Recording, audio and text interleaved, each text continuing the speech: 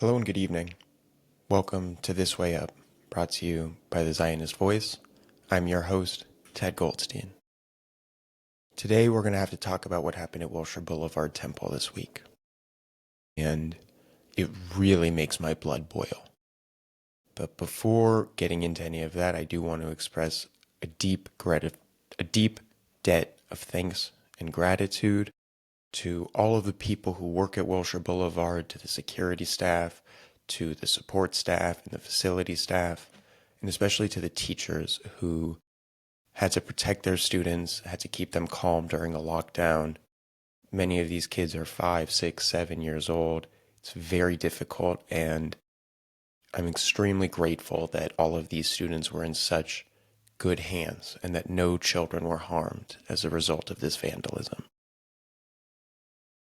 And of course, I'm deeply grateful to God, who always protects the Jewish people. And now to talk about what actually happened. For those of you who don't know, earlier this week, Wilshire Boulevard Temple, which is the largest Reform synagogue in Los Angeles, they have multiple campuses, experienced we call them protests, but they're really not protests. They're really events of mass vandalism. Other than calling it a riot, which is really, it's not really quite appropriate to call it a riot. It's somewhere between a violent protest and a riot. They went to the Wilshire Boulevard campus in Koreatown. They stormed outside. They were dressed wearing keffiyehs and masks. They looked exactly like the Hamasniks who attacked Israel on October 7th. They vandalized property. They broke into the property.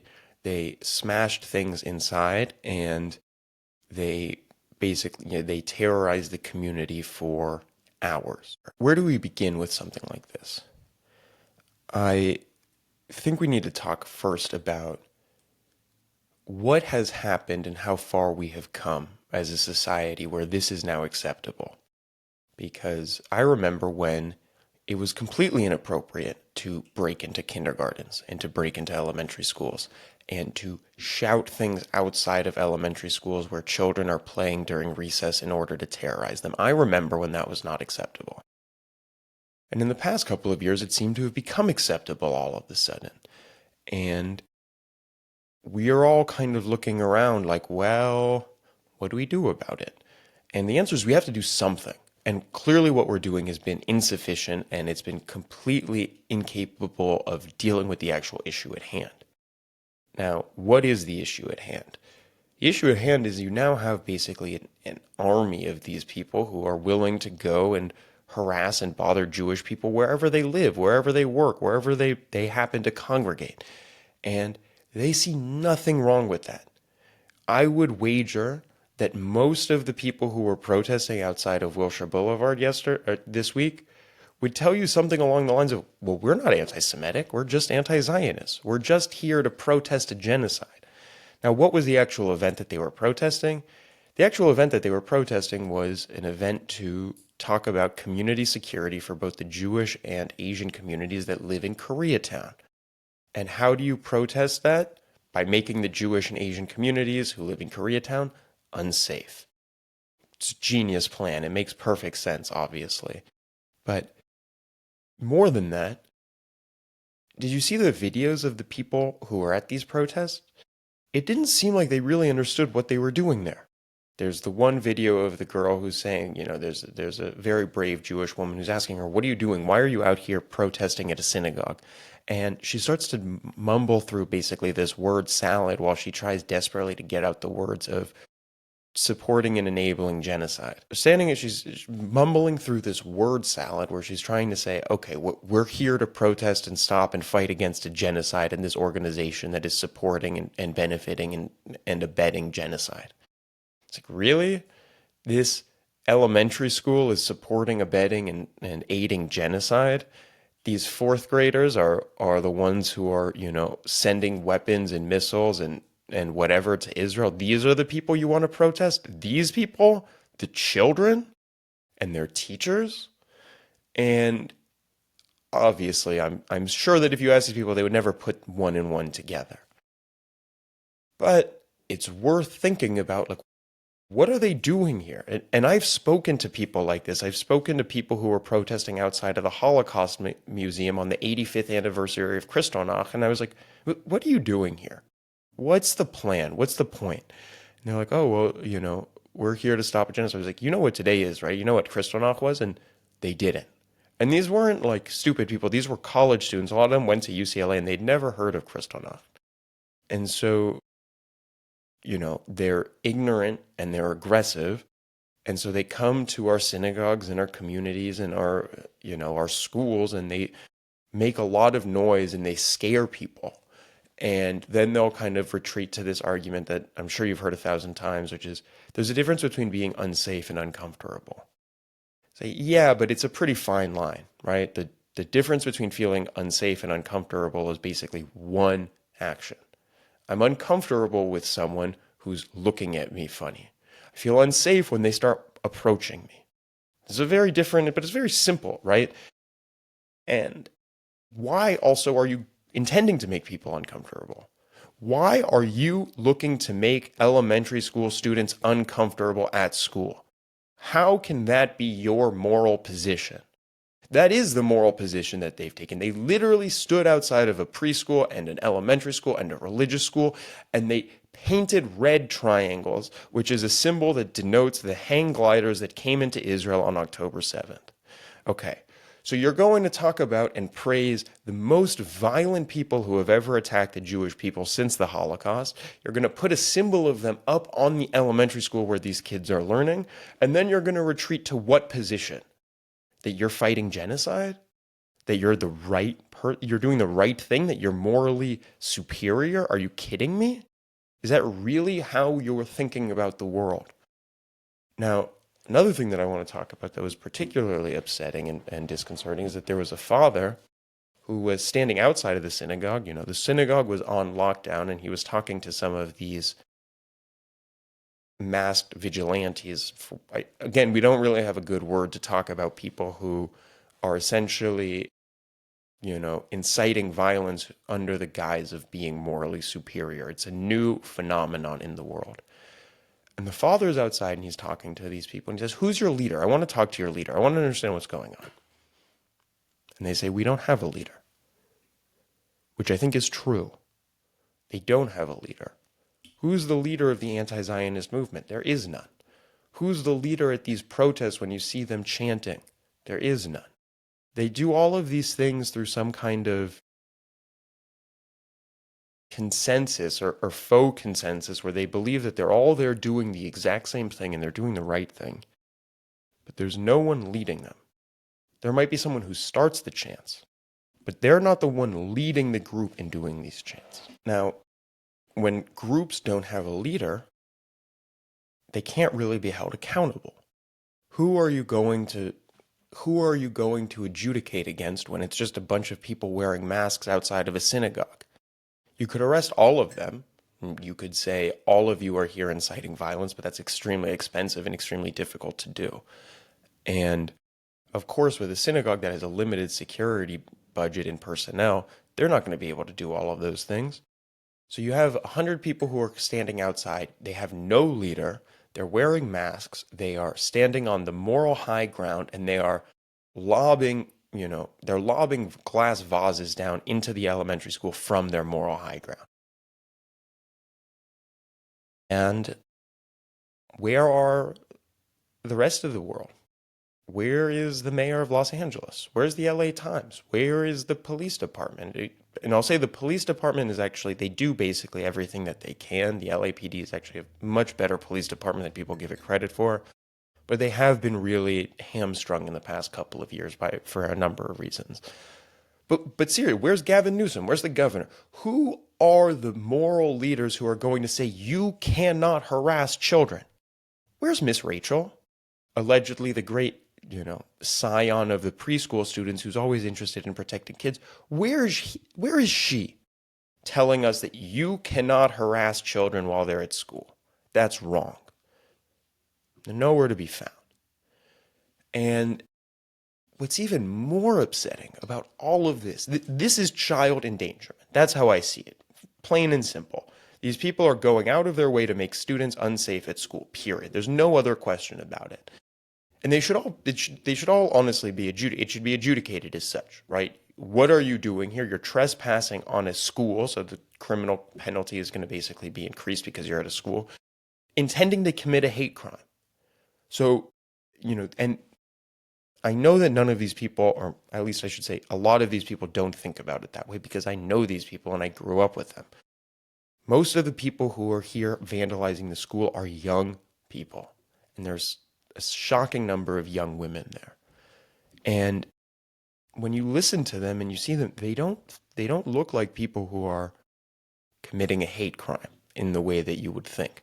Think that someone committing a hate crime is filled with hate. But a lot of these people are filled with moral superiority. And they believe that their hatred is a product of their moral intentions and their moral worldview. That they hate things that they believe are hideous and odious and awful, like genocide. And by extension, synagogues, because synagogues support genocide. So they've created this world where it's a constant loop. And they're willing to put themselves and their own children on the line for it. And that's maybe the hardest thing to understand, that if you watch these videos, you'll see a video of a man breaking into the shul, with a baby strapped to his chest. And another one in the stroller. This man, presumably their father, took two of his children to go commit a hate crime. Right? Just bring your child to reckless endangerment day. And he takes his own children to a school that other children are at to harass those kids. And those children that he has with him are his bodyguards. They're his human shields. Because who's going to attack a man carrying a baby? Who's going to throw him to the ground? You could easily kill that child. And it would be no one's fault except the father's.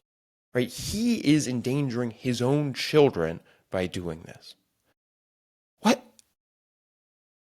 What's happening? Why are we living in a world where this is tolerable and acceptable? I mean, to be perfectly honest, is that not grounds to have your children taken away? Like, if you were to go rob a house and you brought a child with you, first of all, if you go and rob a house and you go to jail, you're going to not be separated from your children to begin with. But if you rob a house and you bring your baby in case the owner has a gun and you're trying to decentivize him from shooting you, is that not childhood endangerment? I mean, I'm not a lawyer. I don't know these things. But I've never seen someone put their child in so much danger as that man did. And if you think about the Intifada, and if you think about the number of terror attacks that have happened against Jewish people from people carrying suicide vests, they don't look so dissimilar from someone carrying a baby. And if this continues to happen, it's only a matter of time before someone dies. And if you think about the position the security guards are in, and I worked at Wilshire Boulevard, not at the Koreatown campus, but at their other campus, and they have a very, very robust security team, and they're one of the wealthier synagogues, so they're able to afford it.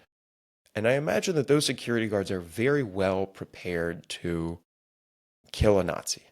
They're very well prepared to shoot someone, who's crazed, who's running at them, who looks the part with the shaved head and the tattoos on his neck.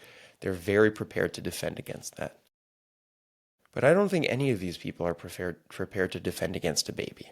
I don't. I don't think these are wonderful, kind people who are protectors, and they're ultimately defenders of children, right? Your primary goal as a security guard at the synagogue is to protect the kids. Everybody knows that. So what happens when the guy who's coming to attack the kids is also carrying a child himself? And I can't help but see the similarities between this guy and Hamas, who have been using children, their own children, as human shields for decades. And rather than criticize the use of children as human shields, right, the world took Hamas's side against Israel. And so I could understand how your perspective would be, well, it's perfectly legitimate to use my own children to protect me when I'm harassing the Jews. That seems to be the moral lesson the world has given us, right? That using children to deter Jews from protecting themselves is acceptable. And that is a horrible thing to think. It's a horrible world to live in a world where your hatred of the Jewish people is greater than your love for your own children.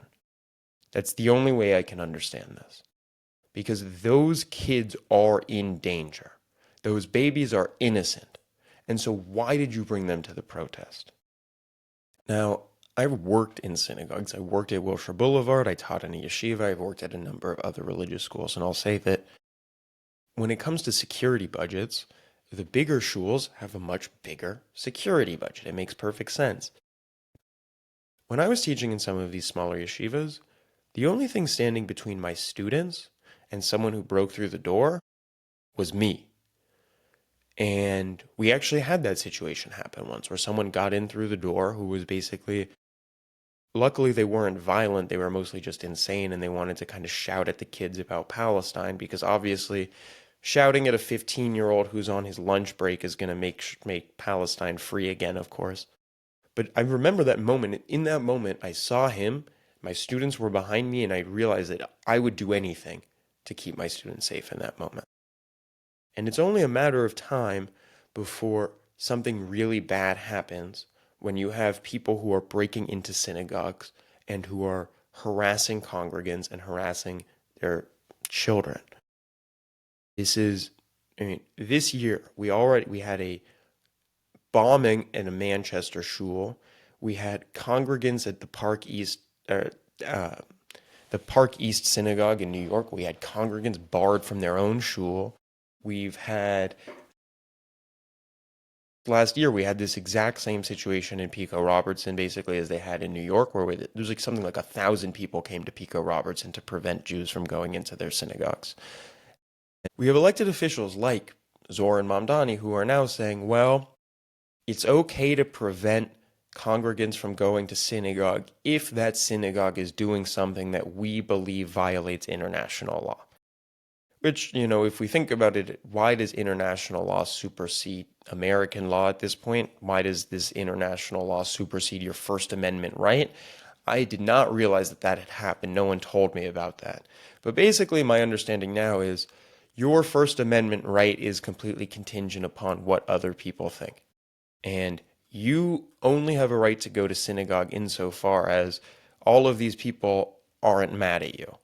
Once they decide, okay, now you are a genocide or you're a genocidal maniac, whatever, I can prevent your kids from getting their religious education. And to be honest, something serious needs to be done. Something very, very serious, because it's very apparent from watching all of the protesters, or whatever you want to call them, from this event, it's very apparent that they don't believe they'll experience any consequences, any repercussions for what they've done.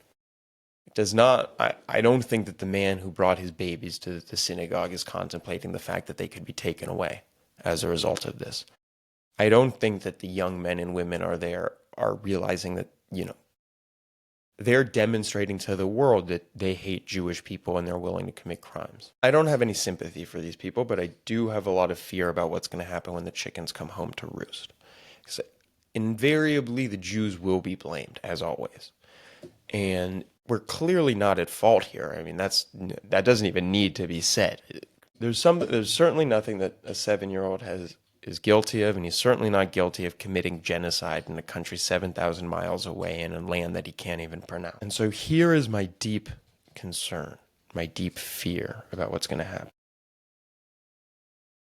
The Jewish community of Los Angeles will invest a lot more money into security measures. My synagogue has already raised the price $800 a year, basically to cover the additional security fee, which families pay because they understand, but also it's a very heavy burden. Synagogues will increase the amount that they spend on security, and they'll increase their security presence. I don't think that the Los Angeles government is going to do anything to address these attacks. They didn't do anything after the one last year, so why would they do anything this year? And I also think we need to see some accountability for that, right? We've got basically 15 months between these two attacks, and we've seen zero accountability from the city government. I certainly don't think the state government's going to do anything about it. I haven't even heard that Gavin Newsom acknowledged this yet, but maybe I haven't seen it yet. Now, outside of my window, I'm watching our local rabbi walk down the street with his security personnel, which was not something that happened when I was younger. The rabbi could walk down the street by himself, but not anymore. So we'll spend more money on security. The city's not going to do anything. The state's not going to do anything. What about the schools? What about the K through 12 schools that are turning these people out, right? Because very recently, it used to be that kids coming out of high school were not anti-Semitic. It wasn't until they got to college and they were experiencing the wonders of the professorate that they became anti-Semitic. But now the anti-Semitism of the universities has trickled down to the high schools. You see plenty of high school students who are going to these rallies and who are harassing. I mean, one of the things that was perhaps most concerning about this is that some of the protesters, when accosted outside of the synagogue, started saying, "Oh, 6'7", 6'7", or I think you do it like this with your hands, 6'7", 6'7", which is, the current stupid teenage thing to do. And I'm fine with stupid teenage antics. It happens all the time. I'm a high school teacher. I think it's a really important part of adolescence. What concerns me is when those antics are combined with racial violence and anti-Semitic discrimination. And I'm especially concerned by the fact that those kids don't even see it that way. That they are participating in this violence with the same amount of thought that they put into saying 6'7", which is zero thought. They're completely impulsive. Teenagers don't think about a lot of things.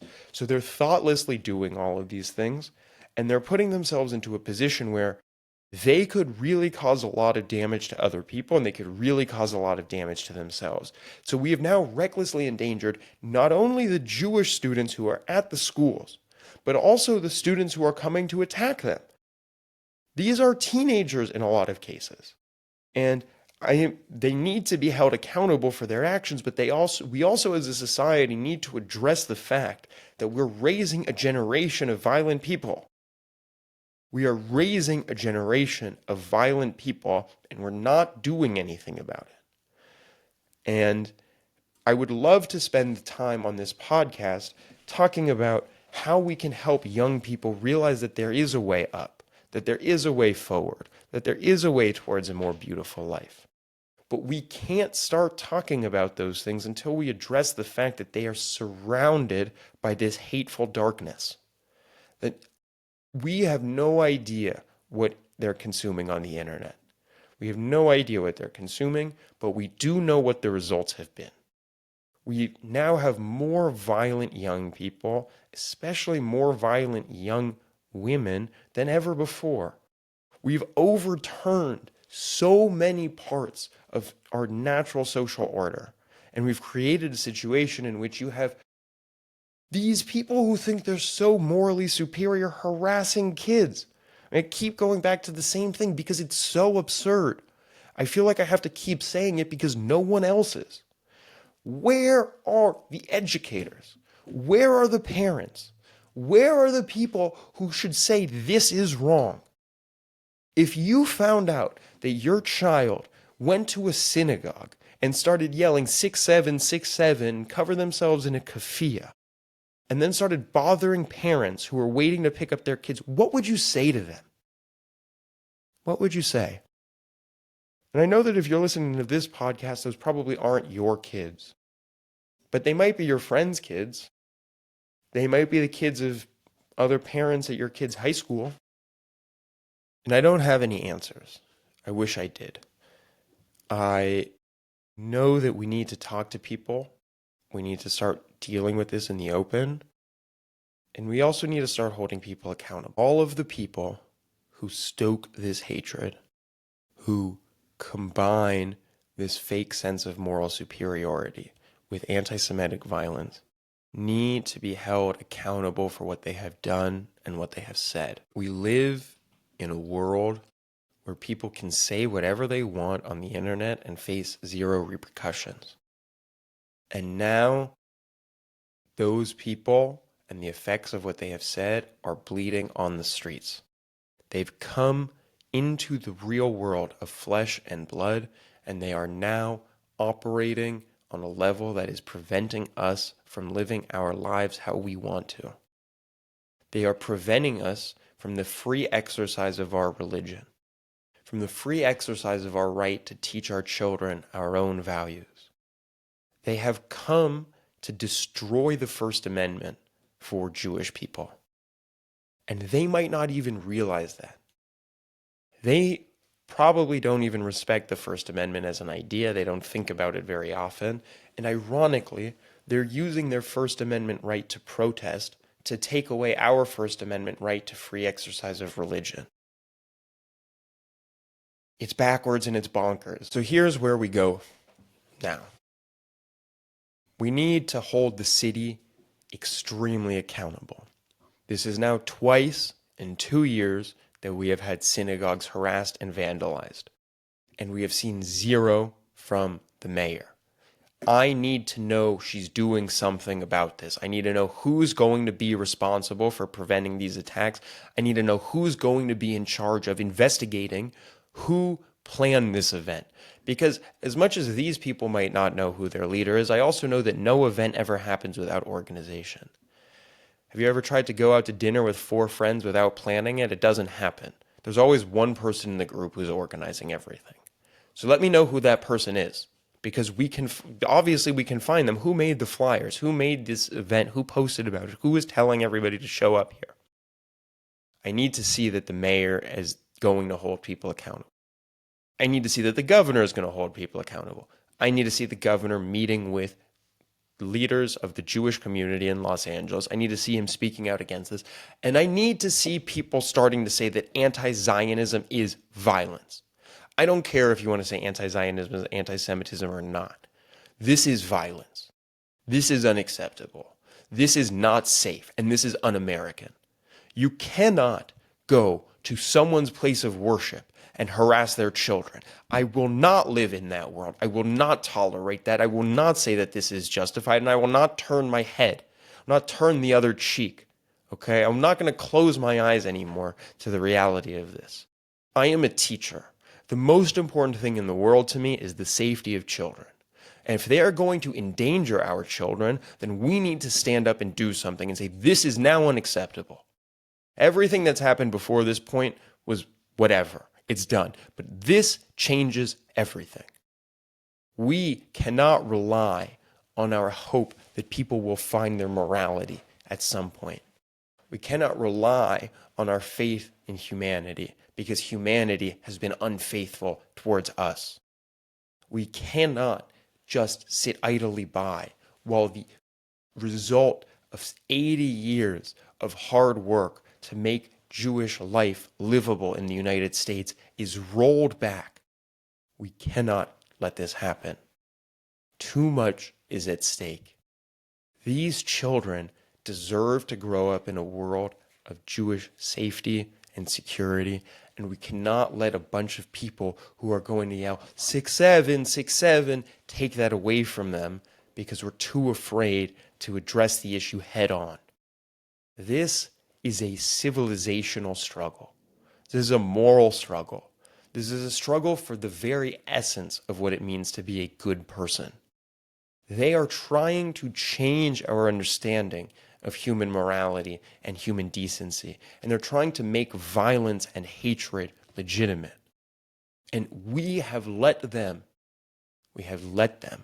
infiltrate our minds and our hearts. We've tolerated this for so long. We have seen so much violence committed in some fictitious name of justice and virtue, and we have just let it slide. It cannot happen anymore. It cannot. We cannot live in a world where this is going to happen. And so it's time for the Jews to say enough is enough. This is our new credo. You will not harass our children under any circumstances. Not in Gaza, not next to Gaza, not in Jerusalem, and sure as hell not in Los Angeles. We have let them kill our children. We have let them kidnap our children. We have let them harass our children. We cannot do that anymore. We have to take a stand. And we have to let the world know what the stakes truly are. I am sick and tired of dead Jews. And I know that if nothing is done soon, the next time there is one of these events, or the time after that, or the time after that, there will be a dead Jewish person in one of these schools. I don't know if it will be a student. I don't know if it will be a teacher. I don't know if it will be a righteous Gentile who is standing up for us. But someone will die if nothing is done. This has been going on for far, far too long. And we need to take a stand and tie our courage to the sticking place and say enough is enough. We deserve to live in safety. And if you cannot accept that, then so be it. But you cannot come to our synagogues. You cannot come to our schools. And you cannot come to our community centers and harass us and bother us and attack us. That is not going to happen ever again. And so, as we look forward to another week, I hope it will be a week of strength, a week of beauty, a week of peace, and a week of meaning. I'm Ted Goldstein. This is This Way Up, brought to you by the Zionist Voice. Be well. And as always, spread love, spread light. Am Yisrael Chai.